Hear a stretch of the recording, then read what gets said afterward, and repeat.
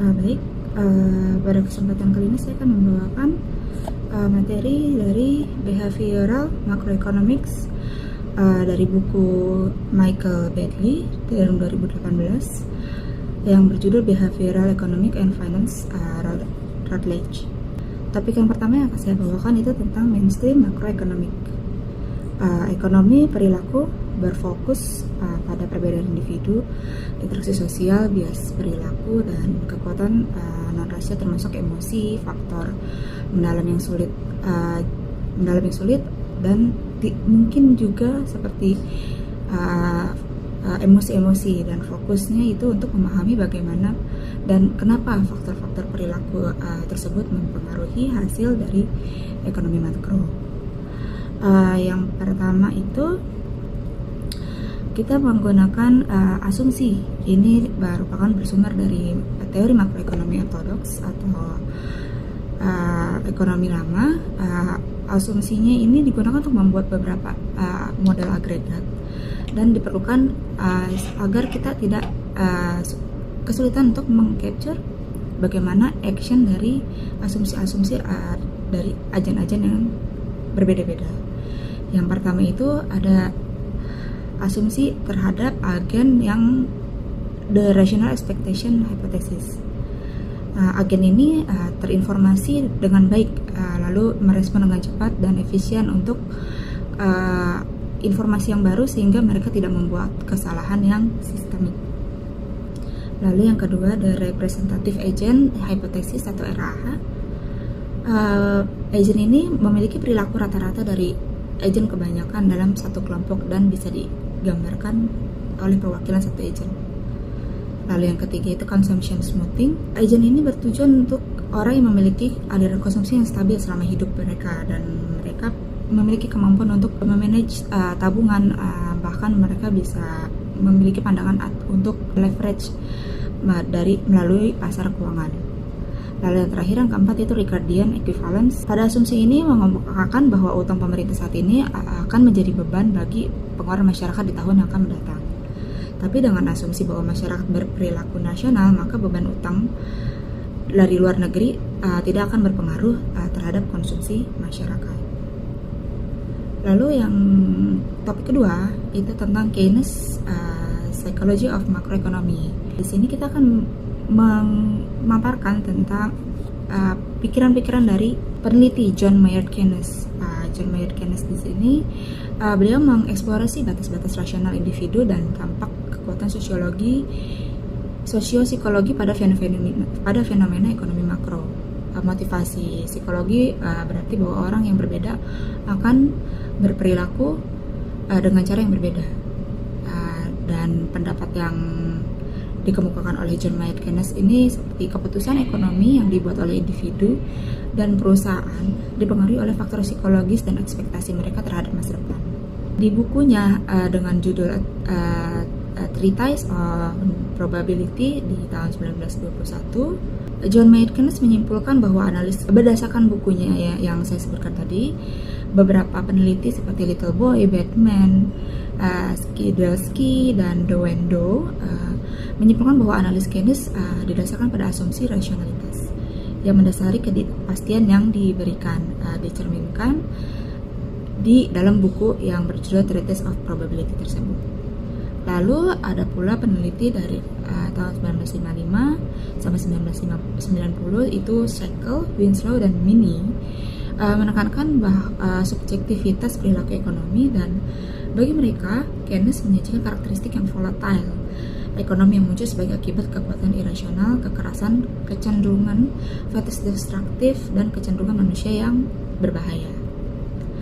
Ada lagi dari peneliti Minsky, Lawson, Cabelli, Davidson, Badley, and Howitt. Mereka merekonsili bahwa Keynes menggambarkan perilaku yang tidak sempurna, tidak sepenuhnya rasional dalam pengertian standar, tapi tetap masuk akal dalam arti lebih luas dan konsisten dengan konsep rasionalitas terbatas dan prosedural Herbert Zaman. Lalu topik yang ketiga adalah Keynes Fundamental Psychological Law. Di bukunya ya dengan judul General Theory, Employment Interest and Money, ekonomi dan keuangan, pengambilan keputusan didorong oleh serangkaian hukum psikologis fundamental. Kecenderungan untuk mengkonsumsi, sikap terhadap likuiditas, dan harapan pengembalian dari investasi. Kekuatan psikologi penting ketika dunia tidak pasti, pengambilan keputusan rapuh karena ketidakpastian, dan pengetahuan sangat genting dan sulit untuk membentuk prediksi peristiwa masa depan yang dapat diandalkan. Itu merupakan asumsi atau hasil dari penelitian dari Keynes yang tertuang di bukunya di General Theory, Employment Interest and Money. Di pembahasan expectation and the state of confidence, Keynes berpendapat bahwa pengusaha ketika membuat keputusan tentang skala produksi mereka tidak hanya memiliki satu ekspektasi tentang skala produksi, keuntungan di masa depan, tapi juga sekumpulan ekspektasi yang memiliki berbagai tingkat probabilitas dan bobot. Lalu keadaan kepercayaan diri ini memainkan peran penting dalam menentukan investasi secara tidak langsung karena mempengaruhi ekspektasi, keuntungan, dan permintaan uang. Yang pertama itu kondisi kepercayaan yang melemah dikaitkan dengan bobot yang lebih rendah dan premi likuiditas yang lebih tinggi. Lalu yang kedua, ketika keadaan kepercayaan diri mengambang, penilaian bobot dimungkinkan, dan ketika keadaan kepercayaan jadi lebih rapuh, penilaian bobot menjadi lebih sulit. Bobot di sini merupakan tingkat pengukuran atas kepercayaan yang diberikan dari setiap ekspektasi yang dipegang oleh pengusaha. Lalu di topik selanjutnya, macroeconomic convention.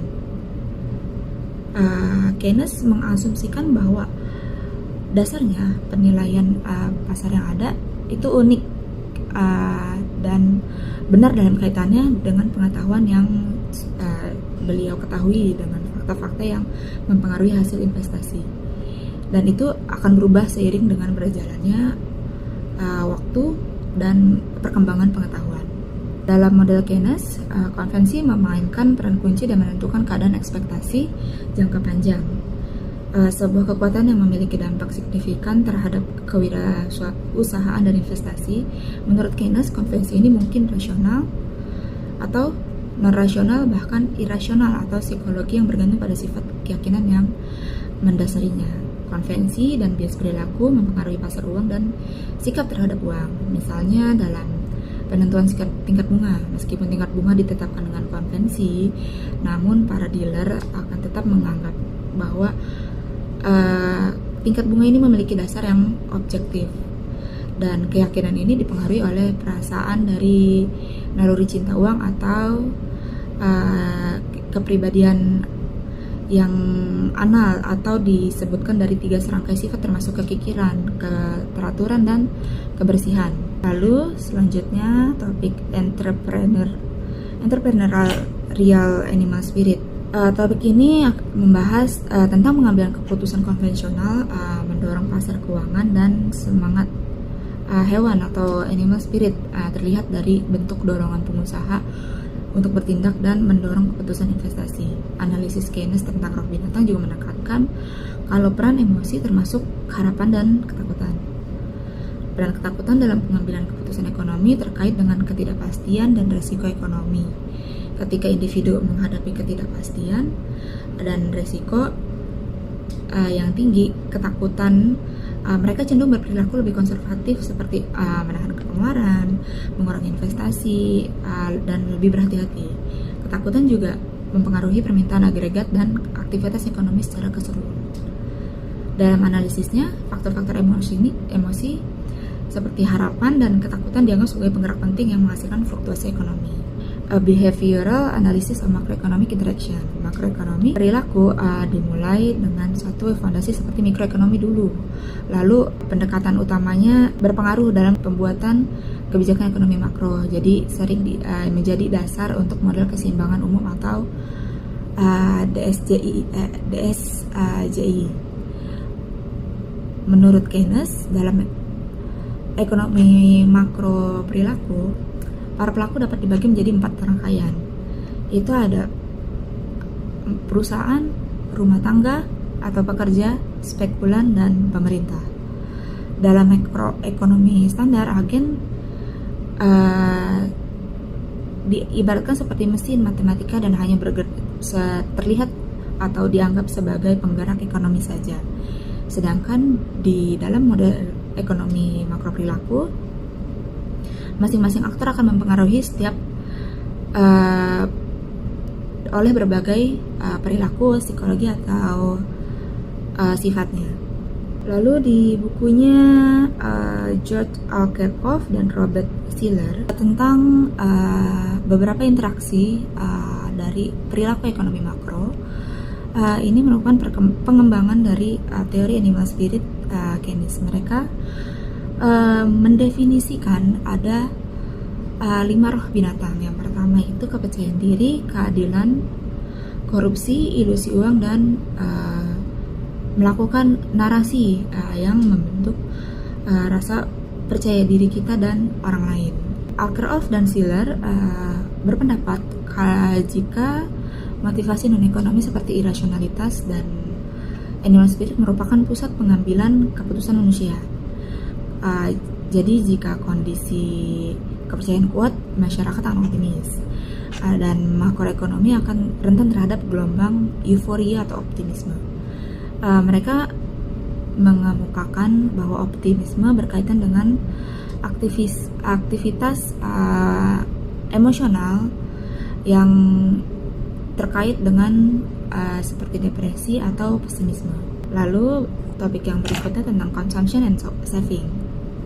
Dalam teori ekonomi makro terdapat beberapa perdebatan mengenai kepentingan tentang konsumsi dan menabung untuk mendorong permintaan ekonomi makro.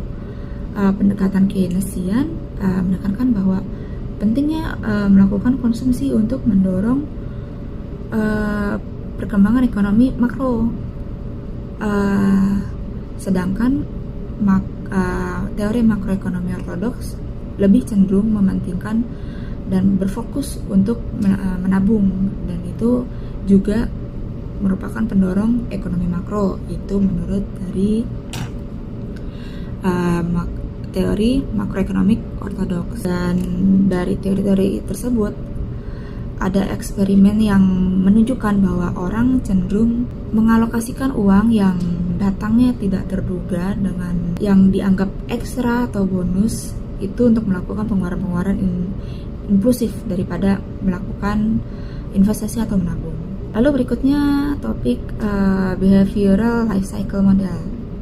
Topik ini menggambarkan sebagaimana individu membuat keputusan konsumsi dan tabungan sepanjang siklus hidup mereka dengan mempertimbangkan faktor psikologi dan referensi yang berubah seiring dengan waktu. Ini dikemukakan oleh Angel Tuss pada 2011 dan Lepson dan kawan-kawan pada tahun 2007.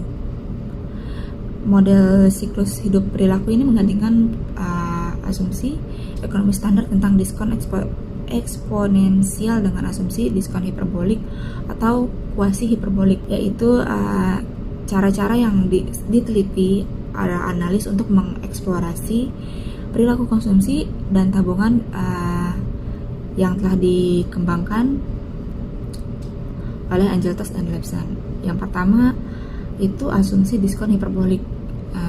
Asumsi ini bahwa individu cenderung memberikan penilaian atau bobot yang lebih besar pada kepuasan yang diperoleh dalam waktu dekat dibandingkan dengan masa depan yang lebih jauh. Lalu yang kedua, preferensi waktu yang berubah. Preferensi waktu individu dapat berubah seiring waktu. Lalu pengaruh psikologis, faktor psikologis seperti kesulitan mengendalikan diri, bias kehadiran saat ini, atau tekanan sosial dapat mempengaruhi keputusan konsumen dan tabungan individu. Lalu yang terakhir, konsekuensi pada perencanaan keuangan. Implikasi pentingnya dalam perencanaan keuangan, pengambilan keputusan jangka panjang. Lalu berikutnya bahas mengenai labor market and unemployment. Ini pendekatan ekonomi perilaku terhadap pasar tenaga. Yang pertama itu batasan pendekatan model ekonomi standar. Model ekonomi standar ini menjelaskan bahwa pasar tenaga kerja itu memiliki batasan karena mengabaikan faktor-faktor psikologi dan sosial. Lalu peran preferensi sosial memperkenalkan pendekatan ini memperkenalkan preferensi sosial dalam analisis pasar tenaga kerja. Di sini menilai kalau pekerja ingin mendapatkan upah yang adil. Lalu konsep ilusi uang, pendekatan ini menilai bahwa pekerja dapat merasa tidak puas jika upah mereka turun, meskipun penurunannya tuh diimbangi dengan penurunan harga barang. Lalu yang keempat itu peran emosi dan sosiologi. Pendekatan ekonomi yang ini mengakui adanya peran emosi dan sosiologi dalam pasar tenaga kerja. Para pekerja memiliki respon atas kenaikan dan penurunan upah, dan mereka juga memiliki keinginan untuk situasi kerja yang adil atau pengupahan yang adil. Lalu heuristic bias and wages. Di sini menggambarkan ilusi uang terhadap penyesuaian upah dalam konteks bias status quo. Bias status quo itu kecenderungan individu untuk fokus pada situasi saat ini. Ketika keadaan status quo, mereka akan lambat untuk berubah pikiran. Peneliti Kahneman pada tahun 96 menggambarkan ilusi uang terkait penyesuaian upah dalam konteks bias status quo ini. Subjek yang diminta mempertimbangkan skenario di mana perusahaan menghasilkan keuntungan kecil, dan ada dua opsi yang menggambarkan dari penelitian ini. Yang pertama, tidak ada penyesuaian upah, dan yang kedua, penyesuaian upah yang tidak sebanding dengan kenaikan keuntungan perusahaan. Hasilnya dari dua pilihan ini, kebanyakan hasil penelitian ini dari subjek memilih untuk memilih opsi status quo tanpa penyesuaian upah, meskipun penyesuaian upah yang wajar akan lebih menguntungkan bagi mereka. Lalu berikutnya unemployment and efficiency wages. Upah efisiensi merupakan penjelasan standar untuk pengangguran dalam model ekonomi. Upah efisiensi mencakup biaya-biaya selain upah yang dikeluarkan oleh perusahaan, seperti biaya perekrutan, biaya pemutusan hubungan kerja, pelatihan, dan perusahaan memaksimalkan keuntungan dengan meningkatkan produktivitas tenaga kerja atau menurunkan biaya tenaga kerja lainnya yang tidak efisien dan menaikkan biaya yang dinilai lebih efisien. Model perilaku ini melibatkan aspek-aspek psikologis dan sosiologis yang lebih dalam, seperti keadilan, norma sosial mempengaruhi sikap pemberi kerja dan upaya pekerja. Pemberian upah yang tinggi dapat mendorong usaha dan loyalitas dari pekerja dan bisa mengurangi perputaran tenaga kerja. Lalu behavioral makroekonomi policy. Dalam konteks pembuatan kebijakan makroekonomi makro dengan pendekatan ekonomi perilaku, terdapat beberapa poin yang dapat disorot. Yang pertama, penerapan dorongan dalam ekonomi makro, misalnya mendorong individu untuk mengambil langkah-langkah perlindungan saat bertransaksi melalui internet, seperti double otorisasi. Lalu mengatasi bias perilaku dengan memberikan wawasan perilaku yang jelas dan kuat ke pembuat kebijakan makroekonomi untuk mengatasi bias perilaku yang sistematis, seperti memanage pengembalaan atau optimisme yang berlebihan. Lalu mencermati peran pemerintah. Pemerintah dapat menggunakan pendekatan dari dua target, di mana rangsangan fiskal dan moneter dikombinasikan dengan penargetan keuangan untuk memoderasi kemerosotan ekonomi dan memastikan kesempatan kerja penuh. Lalu merangkul perubahan dalam paradigma kebijakan ekonomi dengan memahami pengaruh nyata keputusan masyarakat terhadap ekonomi makro, dan ekonomi perilaku dapat memberikan pemahaman yang lebih kaya dan bernuansa serta memperluas tujuan dari kebijakan pemerintah. termasuk meningkatkan kesejahteraan dalam ekonomi makro. Lalu kita sampai pada kesimpulan. Yang pertama, analisis ekonomi makro lebih sulit daripada ekonomi mikro karena melibatkan interaksi dan umpan balik yang rumit antara individu, perusahaan, dan industri. Hal ini sulit ditangkap dalam satu model yang sederhana. Lalu yang kedua, pengujian teori ekonomi makro yang berbeda membutuhkan data yang melibatkan pengambilan keputusan individu dan interaksi sosial. Dan cukup sulit untuk mengumpulkan dalam skala yang cukup besar untuk mencerminkan fenomena ekonomi makro secara akurat. Lalu yang ketiga, tanpa teori ekonomi makro yang kuat, sulit untuk merancang kebijakan ekonomi makro yang efektif. Ini menjadi lebih penting ketika ketidakstabilan keuangan juga perlu diperhitungkan dalam tujuan kebijakan ekonomi makro. Lalu yang keempat, penggunaan teknik pemodelan berbasis agent dan komputasional dalam memberikan wawasan baru dalam analisis ekonomi makro dapat mengisi celah dan kekurangan dalam pemahaman tentang perilaku di ekonomi makro. Dan yang terakhir, ekonomi makro merupakan bidang yang masih banyak untuk dieksplorasi dan ditemukan dalam konteks ekonomi perilaku dan keuangan. Baik, sekian pemaparan dari materi behavioral macroeconomics. Terima kasih.